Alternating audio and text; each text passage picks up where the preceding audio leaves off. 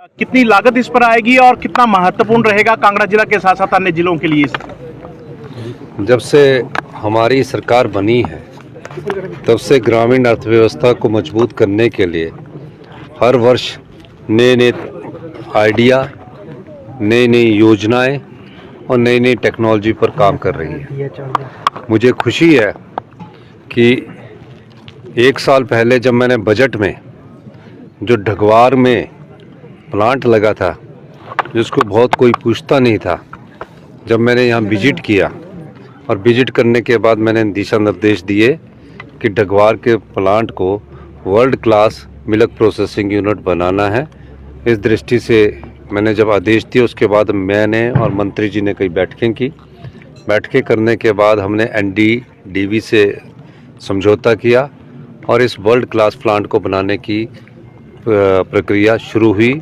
और आज इस प्रक्रिया में हमने इन्हें दिशा निर्देश दिए थे कि जब आपका 20% काम पूरा हो जाएगा, 20% काम पूरा होने के बावजूद हम शिलान्यास करने आएंगे।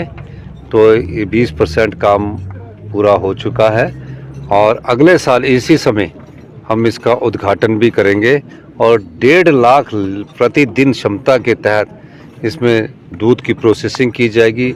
मोज़रेला बटर बनेगा, घी बनेगा, खोया बनेगा, पनीर बनेगा और जो दूध की पैकेजिंग है वो भी हाई स्टैंडर्ड पैकेजिंग अपनाए जाएंगे, वर्ल्ड क्लास स्टैंडर्ड पैकेजिंग अपनाए जाएंगे। और जब हिमाचल का ढगवार प्लांट से दूध निकलेगा तो उसकी quality one of the best quality होगी इंडिया की। वो हमने आज अभी चर्चा की है और मैं धन्यवाद NDDB वालों को भी करना चाहूँगा, सभी अपने अधिकारियों और कर्मचारियों को भी धन्यवाद करना चाहूँगा कि आज इस प्लांट के शिलान्यास से ग्रामीण अर्थव्यवस्था की मजबूती के बढ़ते कदम आगे बढ़ रहे हैं। और दृष्टिकोण हमारा स्पष्ट है कि हम गांव के किसान के हाथ में पैसा देना चाहते हैं और गांव के किसान जिसके पास पशुधन है उसके हिसाब से हम उनका दूध खरीद कर और इस मिल्क प्रोसेसिंग यूनिट में लगाएंगे। और पहली बार हिमाचल प्रदेश हिंदुस्तान का राज्य बना जिसने दूध पर MSP, गाय के दूध पर 45 रुपये MSP और भैंस के दूध पर 55 रुपये का MSP का रेट तय किया है।